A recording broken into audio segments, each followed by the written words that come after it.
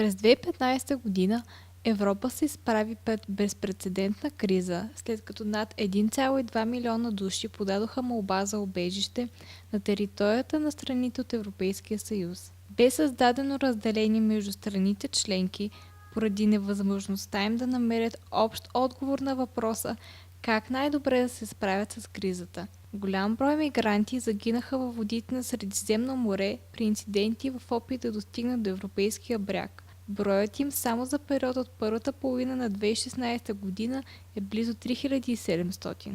От пристигналите по Средиземно море мигранти най-голям е броят на сирийските граждани – 49%, последвани от тези от Афганистан – 21%, Ирак, Еритрея, Пакистан, Нигерия, Сомалия, Судан, Гамбия и Мали. Според данни на Върховния комисариат на ООН за бежанците, 58 от пристигналите по море в Европа мигранти са мъже, 25% са деца и само 17% са жени. Източникът на бежанския приток са най-вече военните конфликти в Близкия изток и в Африка. Най-голям брой напускат родните си места заради гражданската война в Сирия. След като арабската пролет достигна и Сирия, и страната започват протести срещу управлението на Башар ал-Асад, които бързо ескалират и прерастват в гражданска война. Други конфликти, които водят до приток на бежанци, са иракската гражданска война, войната в Афганистан, гражданската война в Сомалия, войната в Дарфур, Судан, както и репресивното управление в Еритрея, която се намира на едно от последните места в света по спазване на човешките права. Над 50% от бежанците от тези страни получават убежище, като при сирийските граждани този процент е 94%. На картата може да видите разпределението на териториите в Сирия и Ирак към месец април 2016 година. Териториите, отцветени в сив цвят, са под контрола на Ислямска държава, тези в розово под контрол на сирийския режим или иракското правителство, жълтите под контрол на кюрдите, оранжевите под контрол на сирийските бунтовници. Голяма част от бежанците пристигат по вода през Гърция и Италия. Страните, в които е подаден най-голям брой молби за убежище, са Германия, Унгария, Швеция, Италия, Австрия и Франция. Подадените молби в Германия за 2015 година са почти половин милион, но броят на общо влезлите в страната мигранти е около милион. Унгария пък е страната с най-много молби на глава от населението. Дъблинското споразумение лежи в основата на европейската система за убежище, която следва да определи коя държава членка е отговорна за разглеждането на молби за убежище. Това споразумение е необходимо в контекста на свободното движение, което би могло да доведе до така нареченото пазаруване на убежище, когато едно лице подава множество молби в няколко държави членки, което пък прави трудно да се определи на коя страна се пада отговорността и допълнително забавя процеса. Според споразумението, кандидата за убежище трябва да подаде заявлението в първата държава членка, в която пристигне. Тази система понесе сериозна критика и често бе обвинявана, че е неефективна, тъй като поставя граничните страни от Съюза под огромен натиск. През 2015 година споразумението бе частично отменено.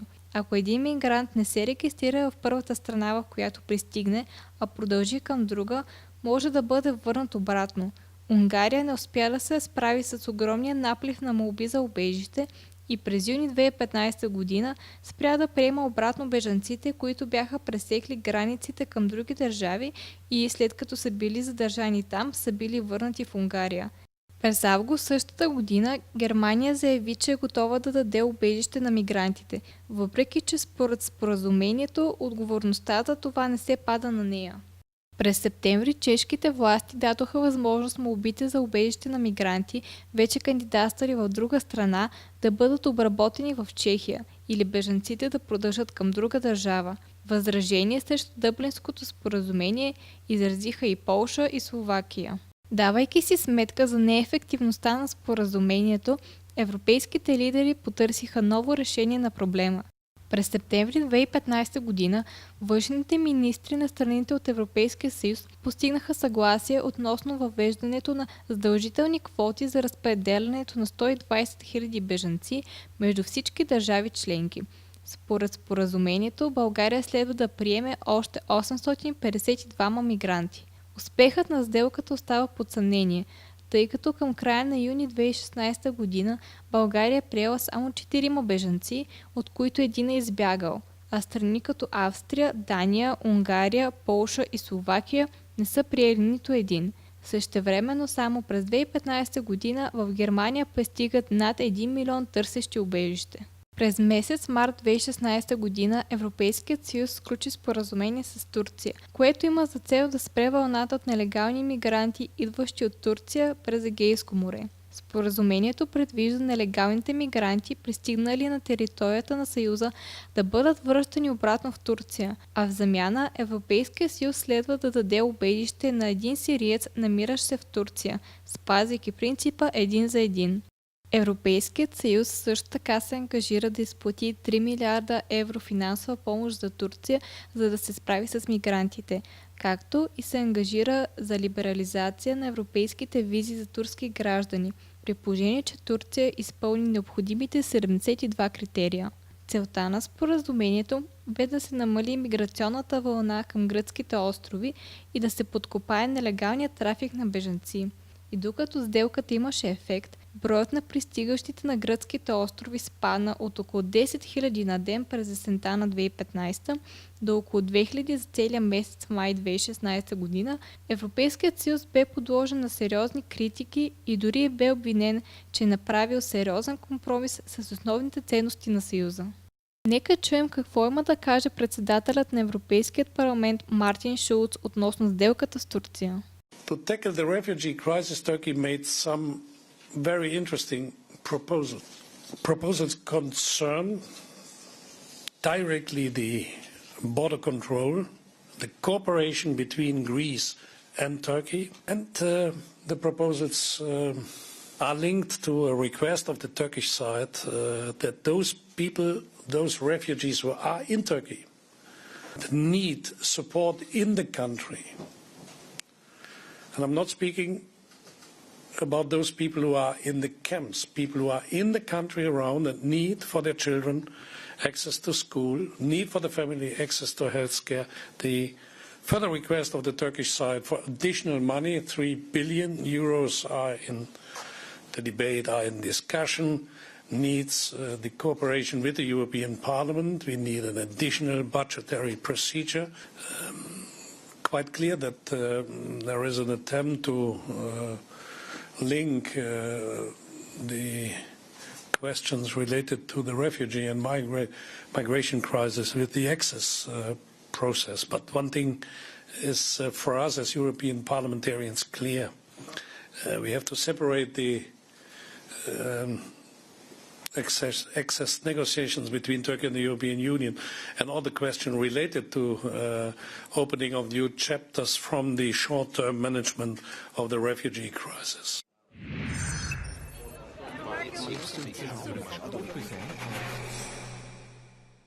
В опит Европейският съюз да намери собствено решение на проблема, Европейската комисия предложи създаването на Европейска гранична и брегова охрана.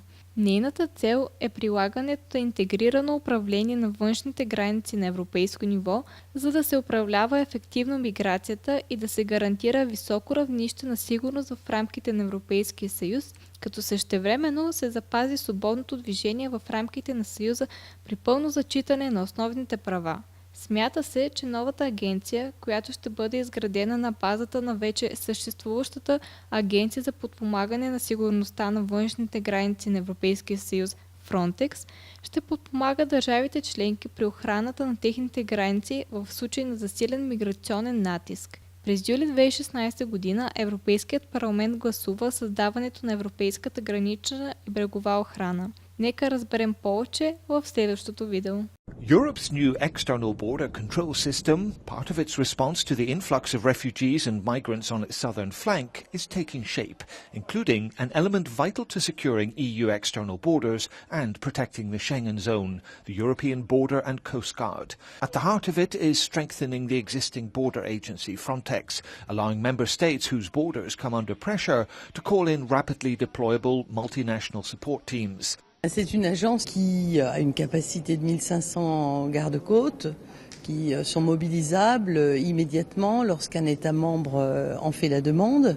Et puis qui a aussi la possibilité et la capacité d'acquérir du matériel très rapidement pour pouvoir là aussi être efficace et répondre dans l'urgence.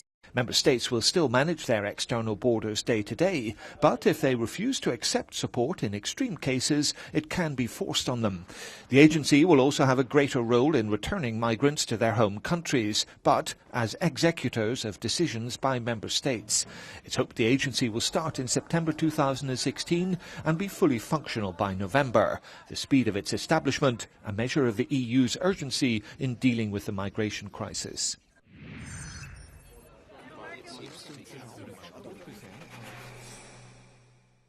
От призиви за затваряне на границите до посрещане на пристигащите мигранти с призиви добре дошли. Толкова бяха различни реакциите в европейските общества към бежанската криза. Най-добре бежанците са приемани в Германия и Швеция, а най-зле в Унгария, Полша, Италия и Гърция. Най-честите опасения са относно възможната връзка между прииждащите бежанци и радикалния ислям и тероризма, негативните последици върху икономиката, върху работните места и социалните помощи и нарастването на нивата на престъпност. Притесненията относно проникването на терористи в Европа посредством бежанската вълна се усилиха след терористичните атаки в Париж, Брюксел и Ница, макар там извършителите да бяха местни жители. Още по-остри станаха опасенията след няколко атаки в Германия, извършени от бежанци, и новогодишните нападения в няколко германски града, когато около 1900 граждани бяха станали жертва на грабеж и физическо или сексуално насилие от страна на около 2000 мъже от арабски и африкански происход. Последният инцидент не бе отразен от националните медии в продължение на няколко дни, което предизвика допълнителна вълна от социално напрежение. Да разберем повече за възгледите на европейците относно миграцията според данните на Евростат. Between the 19th and 29th of September 2015, as the migration crisis reached critical intensity, a survey was conducted in 28 member states, with 28,150 citizens above the age of 15. They were asked their views on the European Union and immigration. What are the main challenges the European Union must overcome to face the future? Unemployment still sits at the top, with 49% of people identifying it as the number one challenge, but immigration has soared in 2 years to second place with 47%. In 9 countries, this issue is important to more than 50% of respondents. And the third priority, terrorism, which has also leaped up the rankings. The majority of Europeans advocate a common global approach to migration policy, with more decisions to be taken at European level. Priority financial support for the member states that are facing the greatest migratory flows, and a common procedure for legal migration. Do we need a better distribution of the asylum seekers among the member states? Nearly 8 in 10 say yes. But there's a big gap between the countries most in favour, such as Germany and Sweden, and the least enthusiastic, such as Slovakia and the Czech Republic. The countries where migrants enter Europe are strongly in favour of a better distribution of asylum seekers. And among those supporters of better distribution, 3 out of 4 believe it should be decided on the basis of binding quotas, but not uniformly across the EU. In Germany, 89% of those in favour support this, and in Slovakia it's half of the 31%. What pace should be adopted for integration? For 48% of respondents, we should wait until all EU member states are ready. For 41%, the countries that wish to go further shouldn't wait for the other EU member states. Do we need legal migrants to work in certain sectors of the economy? Yes, say an absolute but not clear majority of European respondents. In 19 member states, the number of positive responses didn't reach 50%. The north of the Union is redressing the average. For the large majority of Europeans, the presence of nationals of other member states would also be an asset to the cultural life of the country.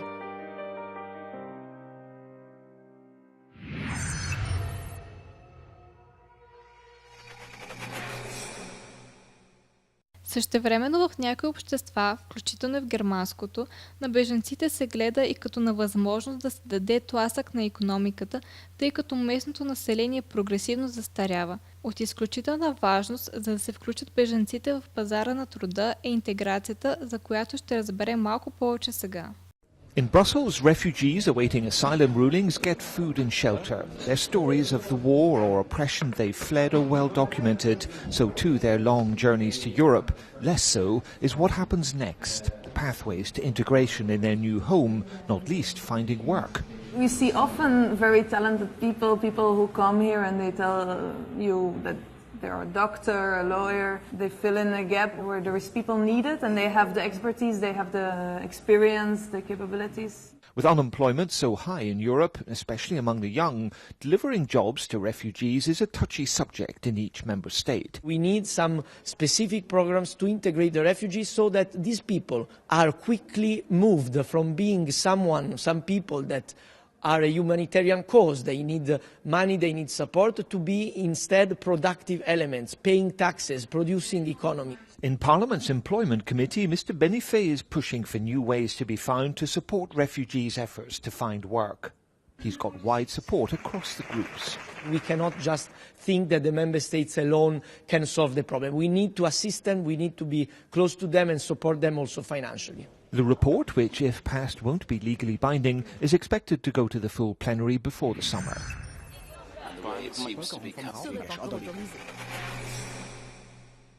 Съществуват и опасения, че голяма част от прииждащите към Европа мигранти не са бежанци, търсещи убежище от война и режими на репресия, а просто хора, търсещи по-добри икономически условия, в това число и социални помощи. Най-често става дума за мигранти от Западните Балкани, Албания, Сърбия и Косово, от Западна Африка, Гамбия и от Южна Азия, Бангладеш. Мигрантите от страни като Нигерия, Пакистан са семейство от бежанци, търсещи закрила от съответно зверствата на Боко Харам и войната в северо-западен Пакистан и от икономически мигранти.